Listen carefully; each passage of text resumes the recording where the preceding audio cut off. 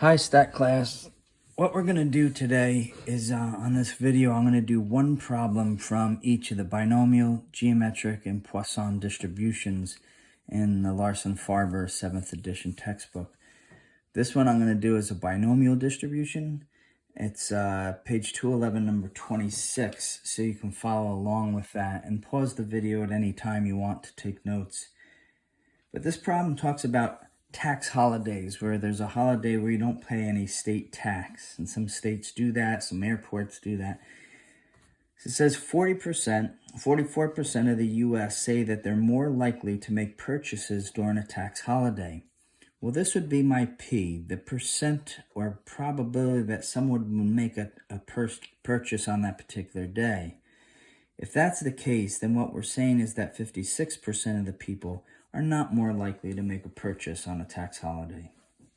And then the problem says, you randomly select 15 adults. Okay, that would be my N. I'm choosing 15 adults to ask them their opinion. And then it says, find the probability that the number of adults who say they're more likely to make that purchase is exactly 7. So this is what we want to find out to start with. So we want to find out the probability that X is exactly 7. And very simply, we're just going to put it into our formula. We talked about this is the number of ways that you can choose 7 people out of 15. And out of that, we want 7 people to say that they are more likely to choose. So that would be 7 of these successes, so to speak. And then in that case, there would be 8 or 15 minus 7 of the people who say that they're not more likely to shop on that day.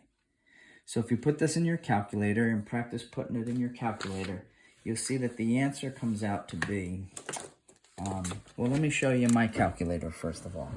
If I were going to do this in my calculator, my TI calculator, I want to do 15, choose 7. So I'd hit the math button, I would scroll over to probability, and I'd scroll down to NCR, hit that and hit 7, and it comes out to 6435. That's this problem, part of the problem right here. And then I'm just going to multiply it by these two. So I'm just going to go times, and I'm going to go 0.477 or 0.44 to the 7th, get an answer for that, and go times 0.56 to the 8th, and my answer should come out to be 1987. So it's almost a 20% chance that people would say that they're more likely to shop on that particular day. The second part of that problem, number 26, says, what's the probability that there's more than 7 people would say that they were? More than 7. So here's my notation. More than 7 is X equals greater than 7, right? And this would mean the probability of 8 plus the probability of 9 plus the probability of 10 all the way up to the probability of 15. This would mean that we would have to do this formula over and over again, putting an 8 in here, and that would become a 7, a 9 in here, and then this would become a 6, and we'd have to do it over and over again. The other thing that we could do is go to the back of the book and look at the table, because the table did all that hard work for us. And if we look at the back of the book on page A8, I believe it is, you have your probability distribution table. And if you look at this probability distribution table, and we're looking, let me see, we have a 15, right? So we're interested in N being 15 and X being more than 7. More than 7 is going to be all these. And that's what our problem is saying. We want more than 7, so it starts at 8. So all we would have to do is they did the work for us, and we just have to add up those numbers that for N, see on the top it says N equals 8. See, N equals 15. And then we want from 8 to 15, we're going to add those up. And we look under our percentage on the top, which should be Well, ours would be 45%. I was looking in the 35% column. Ours would be 45%, and you would go down and you would add those numbers up. And your answer for this one, and you can go back and check, your answer would be